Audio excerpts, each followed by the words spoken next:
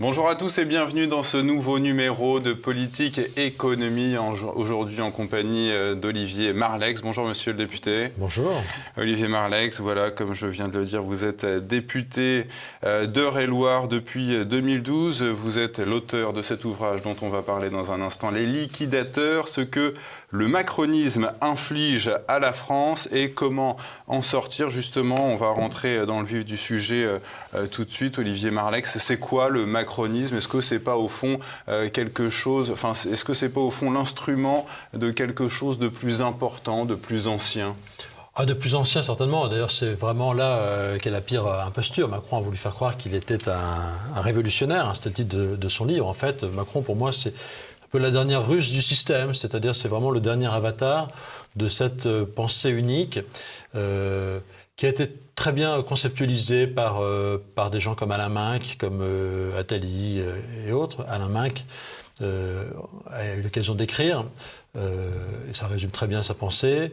Il n'y a pas d'alternative au grand marché mondial. Il faut toujours plus d'ouverture vers le grand marché mondial. Et ok, tout ça fait un petit peu de casse sociale dans notre pays, sur la vieille industrie. Eh ben, c'est pas un problème. Il suffira de faire de la redistribution de la dépense publique, il appelle ça de la social-démocratie d'ailleurs, pour réparer les effets de cette ouverture. Et en capitalisme de connivence et assistanat sans fin. Et assistanat sans fin, pour nos entreprises, c'est la double peine, puisqu'en fait, elles subissent une concurrence mondiale totalement débridée, totalement déloyale, on y reviendra, et elles doivent payer cette redistribution. Et en fait, le postulat de Minc, il est faux, parce qu'en fait, il repose sur cette analyse que finalement, il n'y a que des activités à faible valeur ajoutée, sur lesquelles on pouvait être concurrencé par les nouveaux entrants dans l'économie mondiale. Et évidemment, c'est faux. Avoir imaginé que jamais les Chinois nous feraient de la concurrence sur les produits de haute technologie, c'était une colossale erreur. Même les Indiens ou plein d'autres pays aujourd'hui nous font de la concurrence. Et donc, on leur a vendu nos brevets, comme le TGV par exemple, avec M. Raffarin. Voilà. Et donc en réalité, ça n'est pas que notre industrie qui a été détruite dans cette concurrence. C'est en fait des pans entiers de notre économie. Et donc le rééquilibrage par la dépense publique, il est sans fin, quoi. Et donc c'était une erreur de penser ça, et malheureusement c'est le logiciel d'Emmanuel Macron qui est dans cette politique-là, qui fait rien d'autre quand on résume en fait ce qu'il fait depuis 4 ans. Ça a été toujours plus d'ouverture à ce grand marché mondial. On l'a vu quand il a laissé filer des grandes entreprises comme Alstom, Alcatel, des entreprises encore de taille mondiale, avec des savoir-faire décisifs. Et tout ça compensé par de la dépense publique. Et on le voit au terme de son quinquennat. Non seulement la dette, évidemment, aura explosé au terme de la crise du Covid, mais avant même, il y avait eu zéro effort sur la dépense publique. Dans le paysage politique français, ce macronisme, vous l'expliquez, c'est la gauche strauss-kahnienne, la droite juppéiste, avec cette idéologie, la baisse des prélèvements pour les riches financés par les plus modestes. Ça, malheureusement, la baisse des prélèvements pour les plus riches financés par les plus modestes, c'est la première loi de finances d'Emmanuel Macron.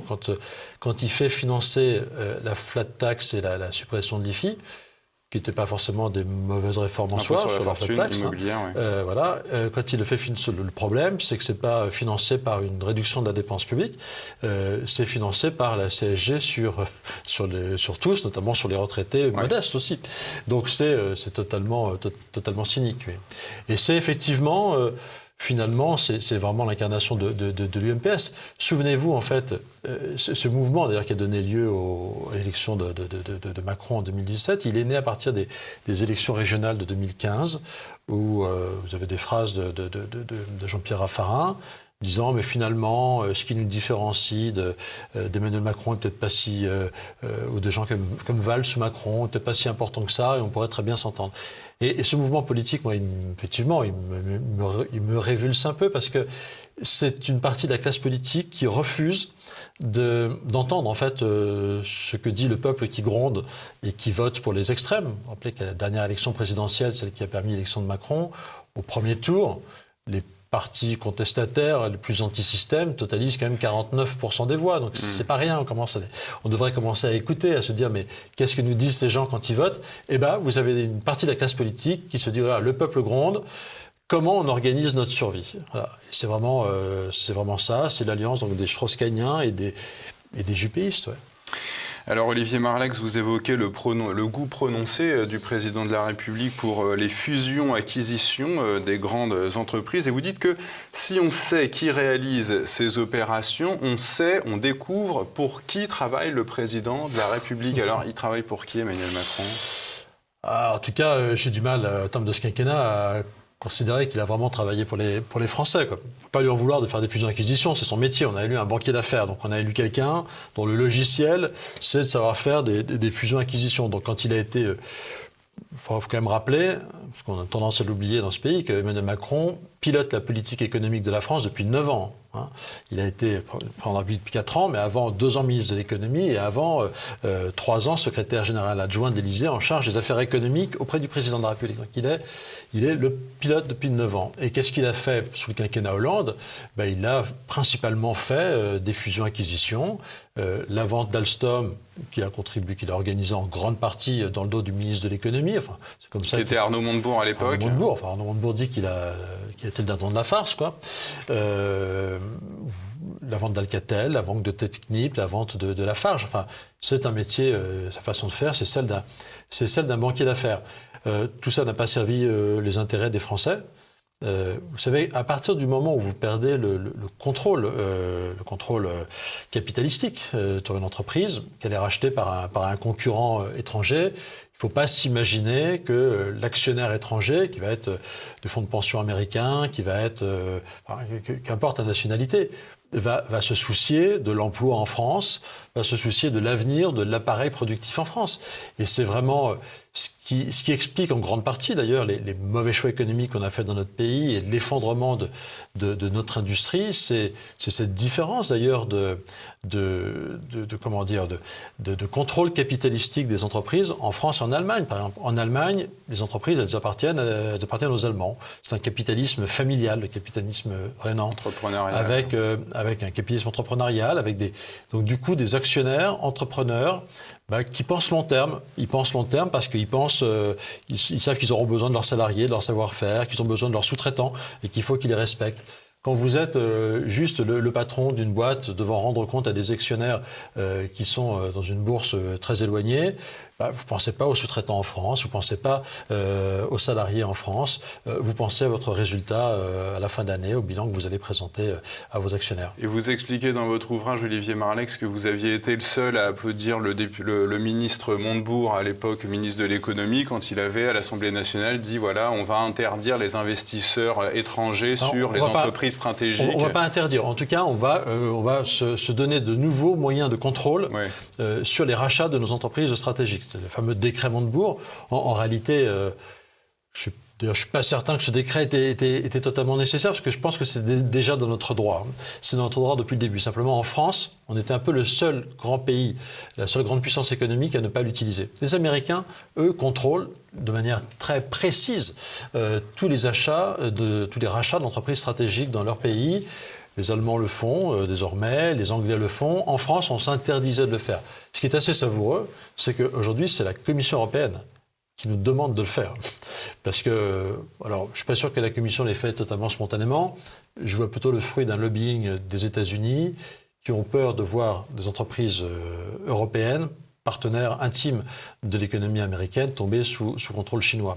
Donc, en tout cas, Montebourg n'était vraiment pas à côté de la plaque quand il a pris ce décret, puisque aujourd'hui, la Commission européenne elle-même nous demande de faire beaucoup plus que ce que faisait le décret Montebourg. Et justement, sur ces entreprises que les Chinois, que les Américains ne voudraient pas voir partir entre les mains des Chinois, est-ce que c'est le cas, par exemple, de l'affaire Alstom ? Vous dites, voilà, tous les intermédiaires qui ont été rémunérés sur la vente d'Alstom à l'américain General Electric, on en retrouve comme par hasard parmi les donateurs de la campagne présidentielle de l'actuel président Macron en 2017. Oui, là on rentre dans la petite histoire, dans la grande histoire, mais enfin... Elle a peut-être eu son importance. Le fait est qu'il y a eu une frénésie quand même en France, avec Emmanuel Macron aux commandes à l'Élysée, sous Hollande et ministre de l'économie, c'est vraiment l'âge d'or des fusions-acquisitions en France. Hein. Vous avez, en l'espace de 2 ans et demi, il signe, quand il est ministre de l'économie, il signe la vente d'Alstom, c'est lui qui la signe, qui l'autorise. Sans sa signature, il n'y avait pas de vente. Ce qu'il avait nié d'ailleurs lors du débat d'entre-deux tours avec Marine Le Pen. Tout à fait, il a dit « j'ai jamais eu à connaître de ces affaires-là ». Donc il a menti là, au final. Il a menti, puisque juridiquement, c'est lui qui a signé cette autorisation. Il a vente à 12 milliards, il a autorisé la vente d'Alcatel à Nokia. Alcatel, c'est une entreprise colossale. C'était nos savoir-faire en matière de notre premier équipementier télécom. Alors, OK, il n'était pas très performant sur la téléphonie mobile, mais c'est le champion des autocommutateurs numériques et propriétaire des câbles sous-marins transatlantiques par lequel passe, alors à l'heure actuelle encore, 80% du trafic de l'Internet mondial passe par Alcatel Submarine Networks. Donc c'était une entreprise formidable, ça s'est vendu 15 milliards d'euros. Il a vendu Lafarge, 19 milliards d'euros au cimentier suisse Holcim, et il a autorisé la vente de Technip, une boîte très importante dans la recherche pétrolière. 4 en 2 ans. Pour 9 milliards. Voilà. Donc c'est vraiment l'âge d'or des fusions-acquisitions. À aucun autre moment de notre histoire, on retrouve autant de méga fusions-acquisitions. Et elles ont toutes effectivement en commun d'avoir suscité énormément d'honoraires de conseils. Et sur le cas de l'affaire Alstom, où j'ai eu accès en tant que président de la commission d'enquête aux heureux gagnants, enfin aux prestataires de cette vente, effectivement, de manière un peu troublante, on découvre que vous mettez la liste des prestataires d'Alstom, de la vente Alstom, GE, et la liste des donateurs ou des organisateurs de dîners de levée de fonds. On peut faire des traits, quoi. Ça match un certain nombre de fois, ce qui pose effectivement un certain nombre de questions. Voilà. Vous évoquez aussi la réforme des retraites proposée par l'exécutif. Elle répondrait point par point à ce dispositif, à celui proposé par le fonds BlackRock, le fonds américain. Est-ce que Emmanuel Macron, sur ce point-là, entretient des relations avec les dirigeants BlackRock ? Vous avez des dirigeants de BlackRock Europe qui ont pris fait et cause pour Emmanuel Macron dans l'élection présidentielle, qui ont appelé à voter pour lui. Et il les a reçus en grande pompe à l'Élysée, en demandant ce qu'ils attendaient comme réforme. Alors je crois qu'il n'y avait pas que BlackRock ce jour-là, il avait quand même invité également le patron d'Amundi, enfin heureusement, c'est le premier asset manager européen, et il est français, donc heureusement qu'il était aussi autour de la table. Mais enfin, c'était celui qui était en face du président, c'était Larry Fink, le patron de BlackRock. Et oui, on ouvrait avec cette réforme de retraite. En fait, c'était ce qui est très amusant, très intéressant dans cette réforme de retraite, c'est qu'on nous disait qu'elle doit être universelle. Donc, au nom de ça, on cassait les régimes particuliers d'un certain nombre de professions libérales qui pourtant étaient parfaitement équilibrées, qui avaient fait des provisions pour l'avenir, qui étaient excédentaires, etc. Ceux-là, ils n'avaient plus le droit de vivre. En revanche, un des premiers invariants de cette réforme qui a été mis sur la table dès le départ, donc c'est un arbitrage du président de la République, c'était mis sur la table dès le départ, c'était on va plafonner le nouveau système universel. Donc il était universel dans son champ, mais il n'était plus dans sa profondeur, puisqu'en fait on passait de collecte jusqu'à 9 fois le plafond de la Sécu à 2 fois le plafond de la Sécu. Donc en clair, tous les hauts revenus, tous les hauts salaires étaient invités à se tourner vers des systèmes de fonds de pension. Et ça, c'était pas véritablement une demande de la banque assurance en France, c'était une demande du système anglo-saxon. Ouais. Et vous calculez justement que ce dispositif de réforme des retraites proposé par l'exécutif aboutirait à un trou de 60 milliards d'euros. La réforme telle qu'elle était prévue, effectivement, elle créait cette situation très étrange où, à partir de la réforme, on n'engrangeait plus les recettes des hauts revenus. On les engrangeait jusqu'à 2 fois le pass, mais donc c'est très peu. Pour le reste, ils allaient ailleurs. Et en revanche, pendant 40 ans, il fallait continuer à verser des retraites aux anciens hauts revenus qui étaient partis à la retraite ou qui allaient partir à la retraite. Et donc tout ça faisait un déficit qui était estimé par la Confédération Générale des Cadres, CGC-CFE, à 60 milliards de trous qui auraient été payés par la solidarité nationale. On va faire une... Et les généreux collecteurs privés, eux, n'avaient rien à débourser avant 40 ans. On va faire une pause, Olivier Marleix. On revient dans un instant. On évoquera notamment la violence du capitalisme entrepreneurial devenu mondialisé et financiarisé. À tout de suite.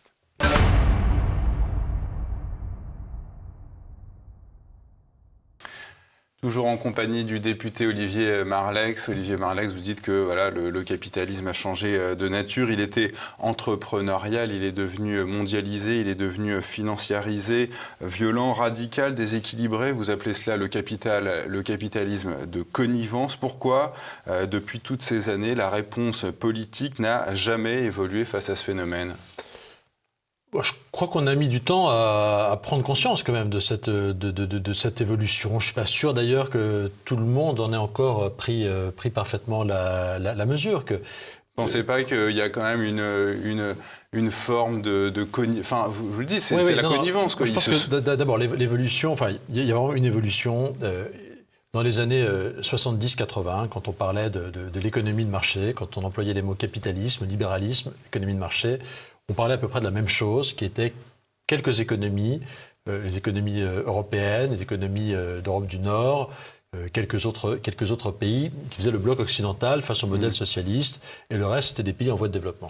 Aujourd'hui, le monde, il a changé, c'est plus ça. Le capitalisme, il s'est répandu partout à travers la planète. Ça a été d'abord les pétromonarchies, ça a été ensuite un certain nombre de nouveaux géants qui sont rentrés dans la compétition, Singapour, l'Inde, le Brésil, etc. Et finalement la Chine. Donc aujourd'hui, le capitalisme, il est mondial. Et il a infiniment perdu, évidemment, c'est peu de le dire, en homogénéité. Donc en réalité, ce capitalisme mondial aujourd'hui, ce marché mondial, il n'est plus du tout homogène. Ce marché mondial, au contraire, il permet à des gens de prospérer en profitant essentiellement de son absence d'homogénéité. Et c'est là qu'on a un problème, parce qu'on n'a pas de réponse politique face à ça. Quelles sont, et qu'à voir en France, c'est-à-dire quelles sont les entreprises qui s'en sortent le mieux dans la mondialisation? C'est des entreprises de taille mondiale qui sont capables d'aller délocaliser des activités, etc.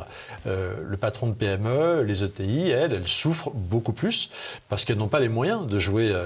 C'est quoi ce marché mondial? Est-ce que c'est aussi le cas aux États-Unis, par exemple, pour les PME ETI? Est-ce qu'elles s'en sortent moins bien ou mieux qu'en France? Heureusement, certains s'en sortent parce qu'ils sont sur leur marché, parce qu'ils ont trouvé parce qu'on est sur son marché. Même en France, heureusement, certains s'en sortent et s'en sortent très bien parce qu'ils ont des stratégies adaptées, etc. sur leur marché, ou parce qu'ils ont développé telle ou telle excellence. Mais enfin, ce qu'il faut vraiment avoir en tête quand même, c'est que ce marché en se mondialisant, est devenu aujourd'hui effectivement très injuste, très inéquitable, parce que vous pouvez produire à 2 € de l'heure en Chine, voire même les terres rares exploitées au Congo par des enfants qui travaillent. Enfin, on accepte de commercer avec des gens qui font travailler les enfants. Tout ça est vendu sur des marchés matures en Europe, et puis après, on va placer ces dividendes dans un paradis fiscal.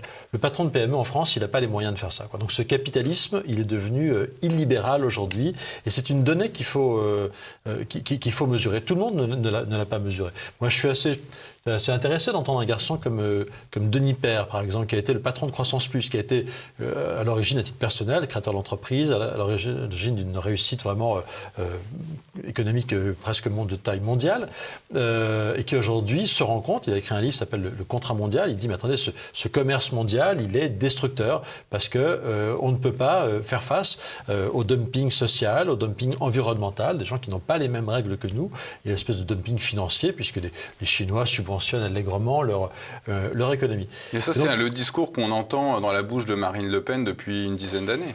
Oui, je ne suis pas sûr que Marine Le Pen ait vraiment formalisé sur ça le dumping social, de manière aussi... les réglementations environnementales, sociales, etc. De manière aussi claire, excusez-moi, mais voilà. Et donc, dans notre pays, la conscience quand même de ce phénomène, effectivement, a mis sans doute un petit peu de temps. Après, il y avait d'autres objectifs. On est une économie qui ne peut pas... parler de Marine Le Pen, qui pour le coup ne peut pas adopter un certain nombre de solutions, notamment celle du repli national, quand même celle derrière nos frontières de Marine Le Pen en matière économique, c'est juste impossible. Parce que notre économie, elle a quand même été construite aussi sur des secteurs très exportateurs. On a un aéronautique qu'on espère vendre, on a des TGV qu'on espère vendre, on a de la parfumerie qu'on espère vendre, des cosmétiques, etc., de l'agroalimentaire. Donc on a eu aussi en partie besoin de rentrer dans cet échange mondial, et c'était pas non plus totalement totalement stupide, comme simplement on l'a fait de manière dogmatique et on l'a fait sans aucun sens stratégique, parce qu'on a dit à un moment l'État doit plus se mêler de rien, etc. Le bon modèle, c'est le modèle allemand, où les Allemands ont fait grosso modo les mêmes choix de rentrer dans ce marché mondial, mais eux l'ont fait de manière beaucoup plus stratège. Donc vous avez un État allemand qui est aux côtés de ces entreprises, qui les aide filière par filière à répondre à leurs besoins et qui fait du lobbying. Le lobbying allemand à Bruxelles, c'est 10 fois, 50 fois ce que fait la France, quoi. Alors, vous citez aussi également ce chiffre, 5,3% de croissance, c'était la croissance française dans les 30 glorieuses. Oui. Pourquoi ça profitait à tout le monde à l'époque, contrairement à aujourd'hui, où d'ailleurs il n'y a plus de croissance? Mais ça profitait à tout le monde parce qu'à l'époque, effectivement, on avait ce souci de produire en France. Moi, je suis libéral en ce sens que je crois vraiment qu'il n'y a de création d'entreprises, il n'y a de création de richesse que par les entrepreneurs. Mais on a besoin de produire en France. Et le discours du toute attractivité d'Emmanuel Macron, et qui avant Emmanuel Macron a été celui d'un certain nombre de gouvernements, a eu souvent pour effet de détruire notre industrie. Une fois encore, dans ces grandes fusions-acquisitions, quand vous perdez le contrôle capitalistique d'une boîte, eh bien, rapidement, on sacrifie l'appareil industriel français. Et donc, on ne recréera collectivement de la richesse dans ce pays que si on a ce souci de produire en France. Voilà. Vous prenez souvent fait et cause pour l'ancien président Nicolas Sarkozy. J'ai retrouvé ce chiffre lors de son quinquennat sur le magazine Challenge. 365 000 pertes d'emplois dans l'industrie entre 2007 et 2012. C'est à peu près 6 000 postes supprimés par mois lors de son quinquennat. Comment est-ce qu'il a pu ne pas protéger plus l'industrie française? Alors, vous n'avez pas échappé, 2009 quand même, la crise mondiale. En revanche, il y a quand même eu un certain nombre d'actions très différenciantes qui ont été mises en place dès le départ. Par exemple, une des principales réformes économiques qu'on a totalement oubliées, mais ça a été la réforme de l'ATP, la suppression de la taxe professionnelle, parce qu'elle pesait sur l'appareil productif, justement, pour la déplacer sur la valeur ajoutée. Donc, en clair, sur les services, banque, assurance et grande distribution pour l'essentiel. Donc ça, c'est une réforme qui était importante, que c'était vraiment 8 milliards de cadeaux faits au secteur industriel. C'est plus que le CICE de François Hollande, qui était à 6 milliards, qui est pour moi une bonne réforme. Donc 8 milliards, quand même, c'est le plus gros effort qu'on ait fait pour les entreprises à ce jour. Bon.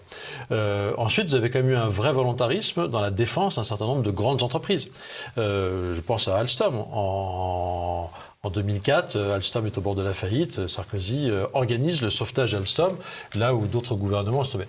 Après, effectivement, quand il arrive, il y a sans doute un peu d'inertie de ce mouvement qui est un mouvement de fond de notre économie. D'ailleurs, je ne dis pas que demain, on arrivera à inverser les choses du jour au lendemain. Il faut s'en donner il faut déjà, avoir l'analyse, avoir la conscience de ce qui se passe dans notre pays, et deux, mettre en place un certain nombre d'outils. Cet outil, c'est évidemment défendre la compétitivité de notre économie, donc c'est baisser les impôts de production, mais je pense que ça ne suffira pas. C'est une condition nécessaire, mais pas suffisante, comme on dit. C'est-à-dire qu'il faut mettre un peu de protection. Sinon, on ne s'en sortira pas, on ne rattrapera pas le retard.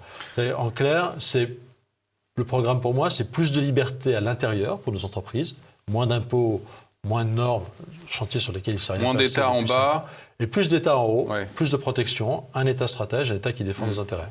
Alors, vous vous définissez comme un libéral, Olivier Marleix, mais entre libéralisme sauvage et protectionnisme, vous vous situez où? Je pense qu'un bon modèle, je disais, c'est ce que font nos voisins allemands. On appelle ça le modèle un peu ordolibéral. C'est-à-dire que c'est une économie libérale.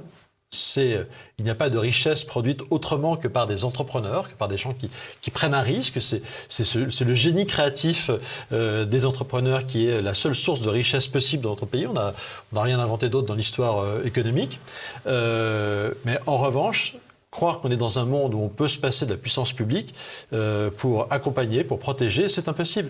Même Milton Friedman, père du néolibéralisme, vous explique que l'échange, que le libéralisme, c'est l'échange librement consenti dans un marché homogène.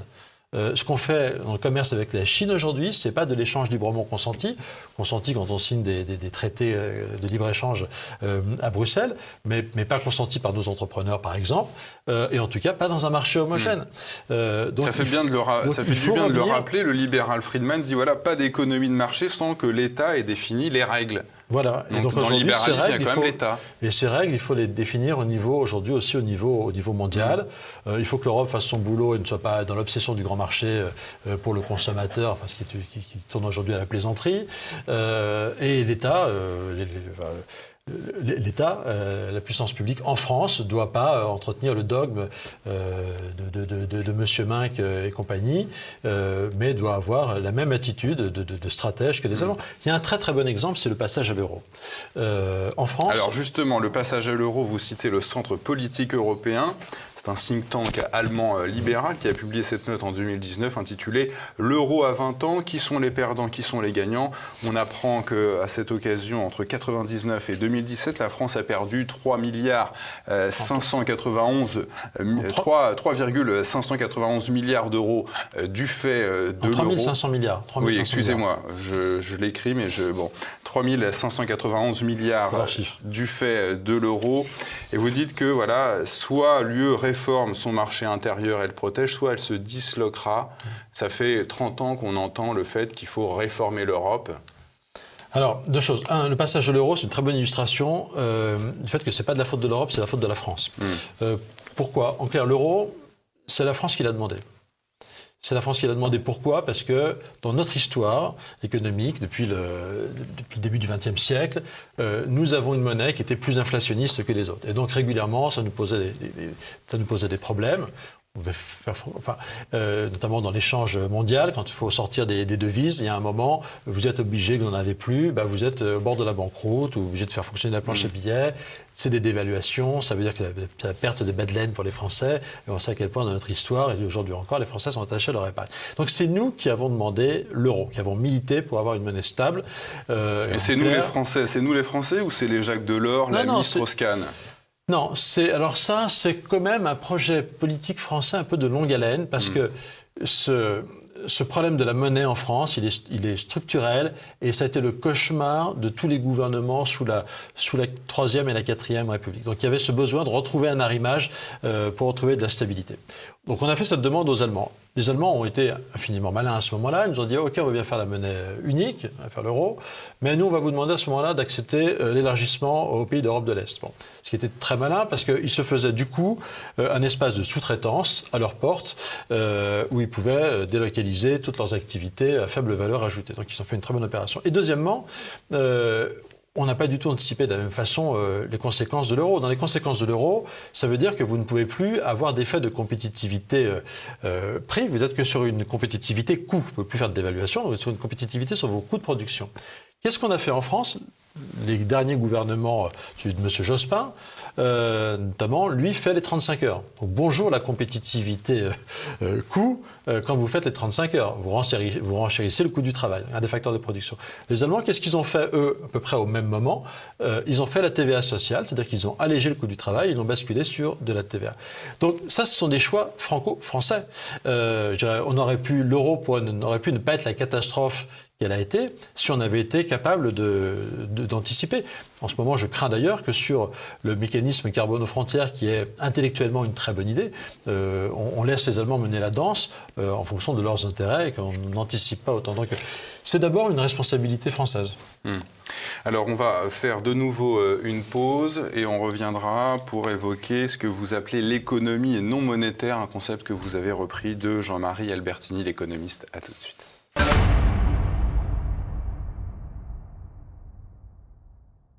Et avant d'enchaîner avec notre invité Olivier Marleix, vous vouliez revenir un instant sur l'avenir de l'Union européenne, la protection ou la dislocation ?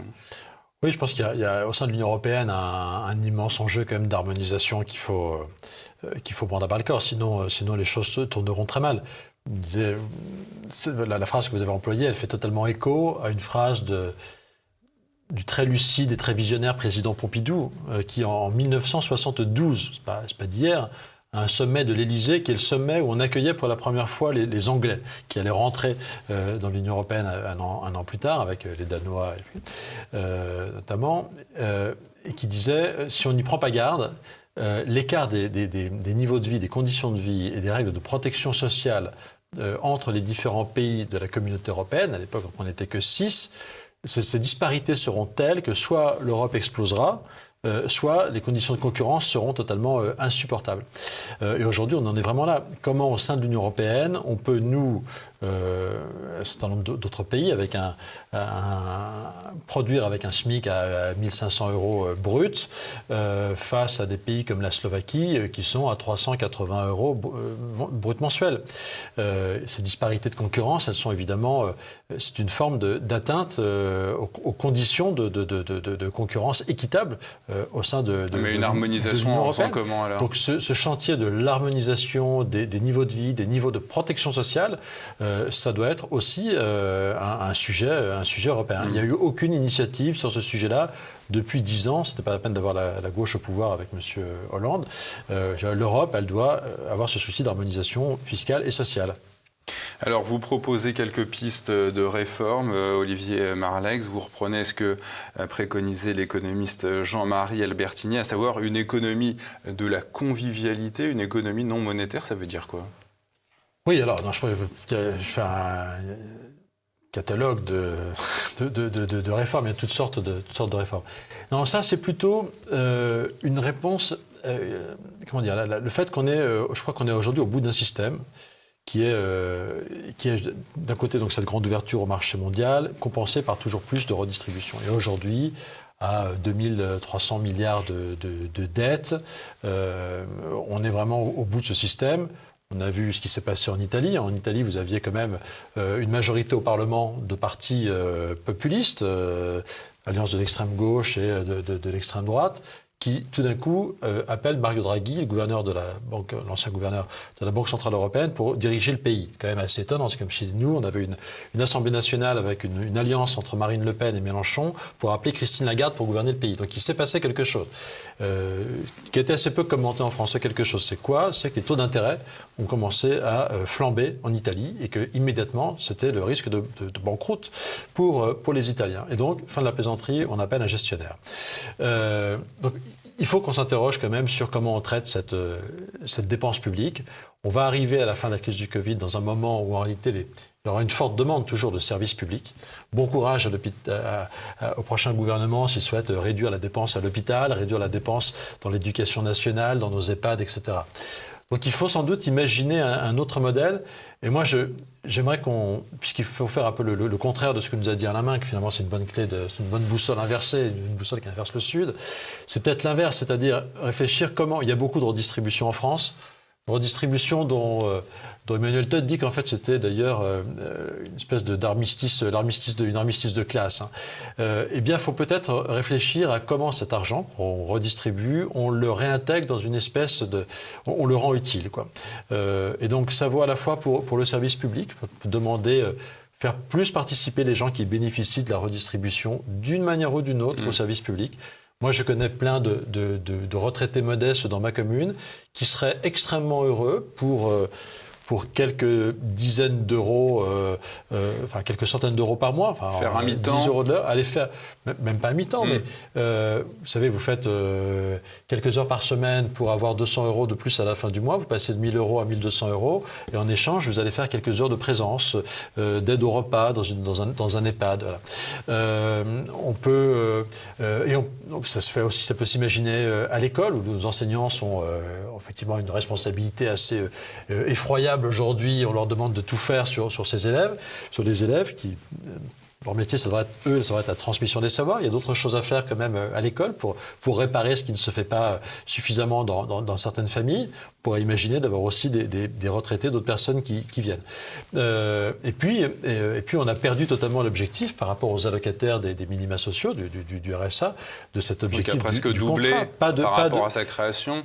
Oui, et puis surtout, on a totalement renoncé à la contrepartie. À l'époque, en 88, quand Rocard a créé le RMI, en échange, il y avait cet objectif qui était assigné au département de faire signer des contrats d'insertion. Les gens devaient leur proposer un contrat d'une vingtaine d'heures de travail dans un service public ou voire dans une structure économique d'insertion. Donc voilà, je pense qu'on ne s'en sortira pas en France si on ne sait pas, en fait, trouver une nouvelle façon de tous participer à la création de richesse, que ce soit du bien public ou que ce soit de la richesse économique. Voilà. Alors ça c'est pour l'intérieur, mais pour l'extérieur, vous dites qu'il nous faut engager le combat de la régulation des marchés mondiaux. Excusez du peu, Nicolas Sarkozy, déjà lors de la crise des subprimes, avait affirmé vouloir engager un combat dans ce sens et on n'a rien vu. Si, on l'a vu. Vous avez quand même, par exemple, au niveau européen, un certain nombre de règles qui ont été redéfinies sur... Mais les banques ne les respectent pas forcément, c'est jurisprudentiel. Toutes les directives, Solvency, etc. Non, c'est pas jurisprudentiel. C'est prudentiel. Ce sont des règles prudentielles, mais très importantes. C'est pour éviter les risques de faillite systémique comme ont connu les États-Unis avec les subprimes et comme on en a eu les répercussions, etc. C'était le grand marché, le grand chantier de la régulation des grands marchés mondiaux de matières premières. C'est évident qu'on touche à des intérêts tellement gigantesques qu'il ne faut pas se faire d'illusions. Tout ça mettra du temps. Regardez l'histoire de l'impôt minimal sur les sociétés. Bon, 15%, c'est effectivement, ça ne dérange pas grand monde à ce stade. Enfin, c'est pas parce que c'est difficile qu'il ne faut pas essayer. Et donc, au contraire, plus c'est difficile, plus il faut commencer tôt.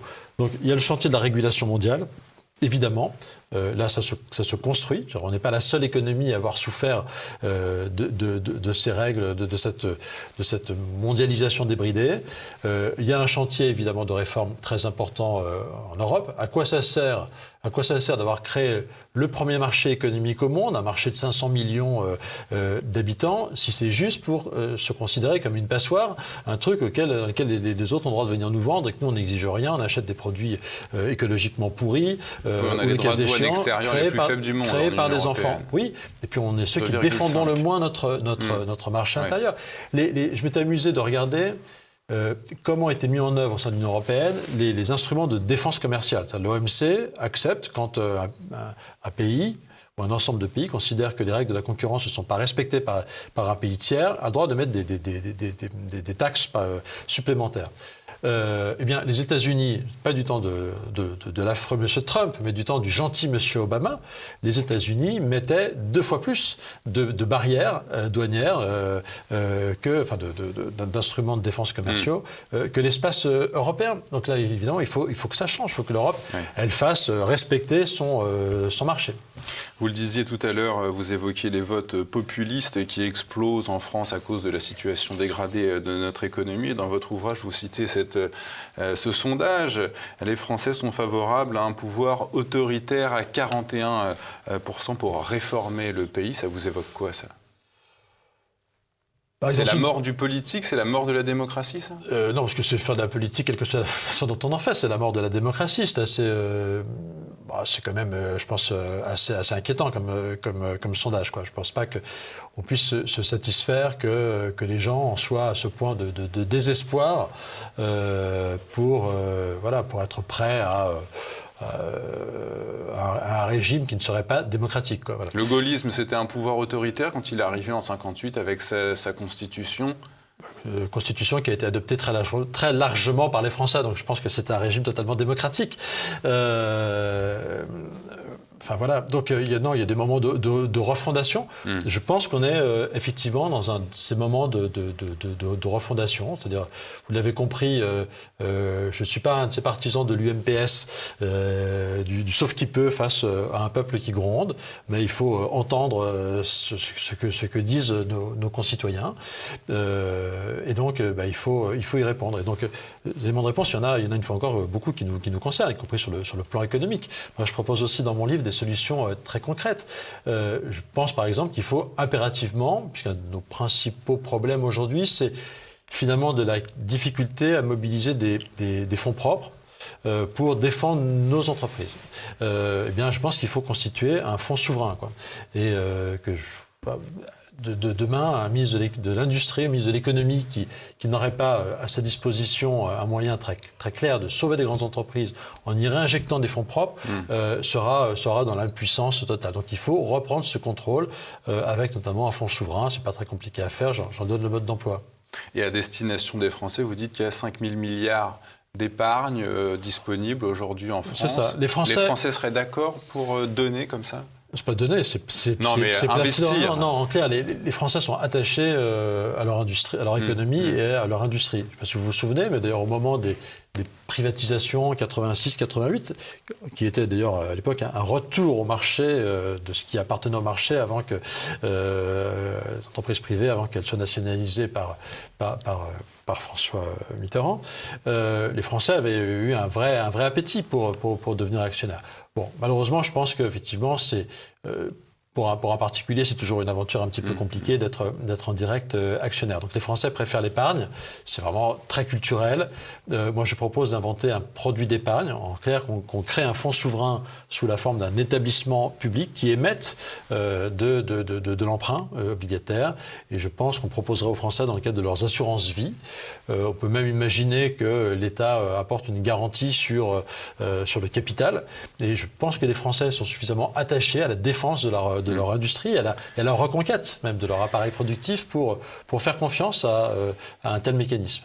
Une espèce de grand emprunt en faveur de notre industrie, quoi.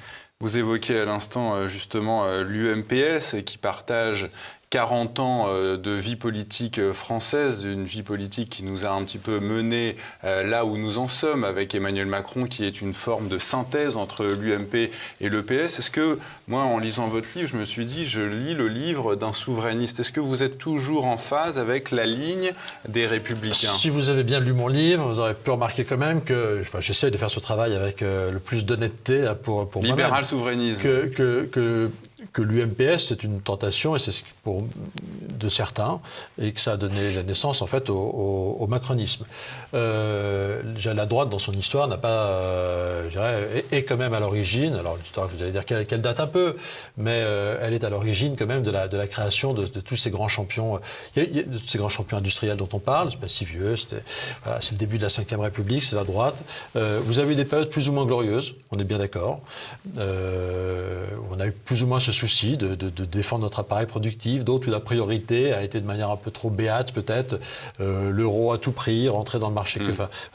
Il y a une période qui doit nous inspirer, parce que c'est vraiment celle dans la période gaulo-pompidolienne, notamment la période Pompidou-président, c'est vraiment intéressant parce que on assume l'entrée. Il faut quand même savoir, De Gaulle le raconte dans ses mémoires. J'ai vu que dans votre bibliothèque, vous avez les mémoires de guerre, les mémoires d'espoir, etc. Dans les mémoires d'espoir, De Gaulle dit, quand il revient au pouvoir en 58, les hauts fonctionnaires du Quai d'Orsay viennent me voir en me disant mon général, on a signé le traité de Rome l'année dernière, mais vous inquiétez pas, on peut s'asseoir dessus. Et le général De Gaulle dit non, je ne crois pas au repli national.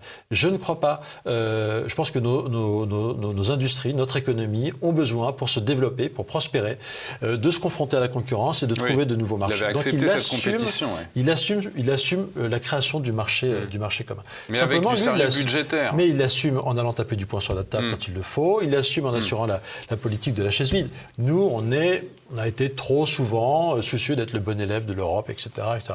Il faut élever la voix comme le font les Allemands, beaucoup mieux que nous, défendre nos intérêts. Et cette période, pompidolienne, pour terminer, elle est très intéressante parce que du coup, on assume les conséquences derrière de ce qui est cette ouverture au marché européen, qui n'a pas la même ampleur à l'époque. On parle d'une communauté économique à 6, en donnant plus de liberté à nos entreprises. C'est-à-dire que vous avez un grand mouvement de baisse des impôts de production à cette époque, de baisse des charges sur les entreprises, et en même temps, de baisse des normes, d'ailleurs, arrêtez d'emmerder les Français, disait Pompidou, et en même temps, vous avez cet État qui est stratège, qui se dit filière par filière, qu'est-ce qui manque à notre économie, de quoi ils ont besoin, où est-ce qu'on a besoin d'organiser des restructurations, où est-ce qu'il faut mettre de la recherche publique en complément de ce que fait le secteur privé, quels sont les intérêts qu'il faut qu'on aille défendre en tapant du poing sur la table. Moi, je pense que c'est cet équilibre-là qui est vraiment l'ADN de la droite dans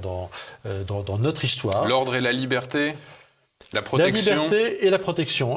Il n'y a pas d'économie de marché, il y a de la protection partout. J'ai fait de l'archéologie d'ailleurs en remontant plus loin dans l'histoire de la droite, aussi haut que vous remontez, vous avez quand même ce souci de protection.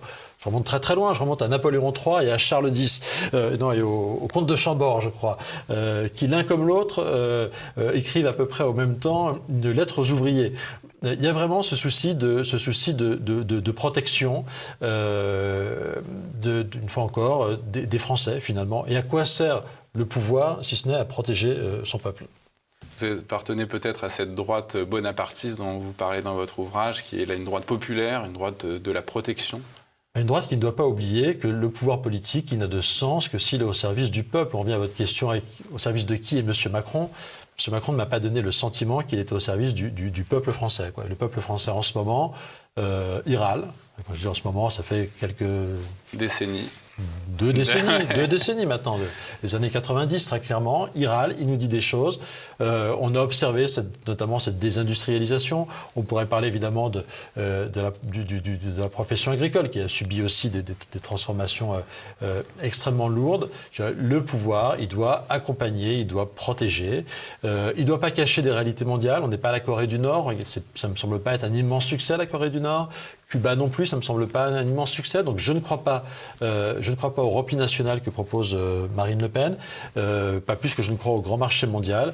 Je crois au besoin de liberté pour nos entrepreneurs et vraiment à l'accompagnement par les pouvoirs publics, par l'État, qui ne doit pas disparaître. Olivier Marleix, le titre de votre ouvrage « Les liquidateurs, ce que le macronisme inflige à la France et comment en sortir », que nos téléspectateurs pourront retrouver sur la boutique officielle de notre chaîne. Merci, monsieur le député, d'avoir été avec nous. Merci pour votre invitation.